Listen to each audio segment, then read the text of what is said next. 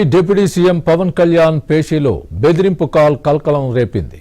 చంపేస్తామని హెచ్చరిస్తూ phone calls తో పాటు పవన్ కళ్యాణ్ ఉద్దేశించి అభ్యంతరకర భాషతో హెచ్చరిస్తూ అగంతకుడు మెసేజ్లు పంపించాడు.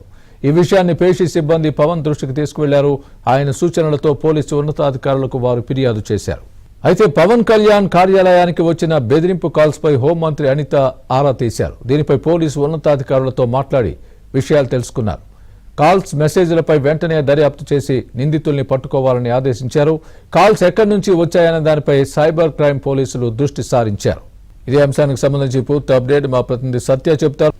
స్వామి, డిప్యూటీ సీఎం పవన్ కళ్యాణ్ కు బెదిరింపు కాల్స్ అంటే ఆయన పేషీలో ఉన్నటువంటి కొందరు అధికారులకు ఈ బెదిరింపు కాల్స్ వచ్చినట్టుగా మనకు తెలుస్తోంది. దీనికి సంబంధించినటువంటి స్పష్టమైనటువంటి ఆధారాలు కూడా మనకు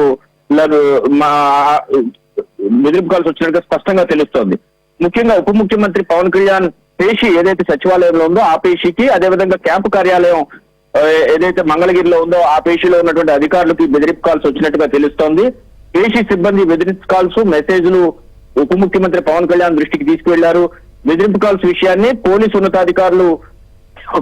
ఉన్నతాధికారులకు ఉప ముఖ్యమంత్రి పేషీ అధికారులే తెలియజేశారు. అయితే గత కొన్ని రోజులుగా రాష్ట్రంలో రేషన్ మాఫియాపై పవన్ కళ్యాణ్ డిప్యూటీ సీఎం ఉక్కుపాదం మోపుతూ ఉన్నారు.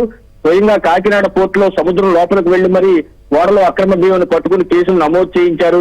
ఈ ఘటన తర్వాత ఆయన పేషీకి బెదిరింపు కాల్స్ వచ్చాయా అనే కోణంలో కూడా పోలీసులు ఆరా తీస్తున్నారు.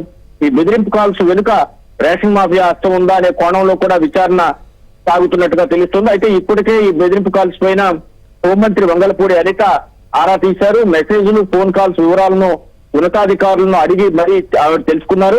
తక్షణ వ్యవహారంపై చర్యలు తీసుకుని నిందితులను అరెస్టు చేయాలని కూడా ఆమె ఆదేశాలు ఇచ్చారు.